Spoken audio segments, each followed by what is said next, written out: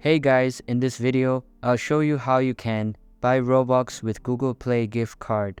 So make sure to watch this video till the end and let's get started. First of all, open the Roblox app on your mobile device and make sure it is updated to the latest version available. Then log in using your account. After logging in, you will be redirected to the home page of your account. Now tap on the Robux icon at the top of your screen and there will be a bunch of Robux options to choose from. Choose the desired quantity and select it. After that, it will open up the Google Play card details.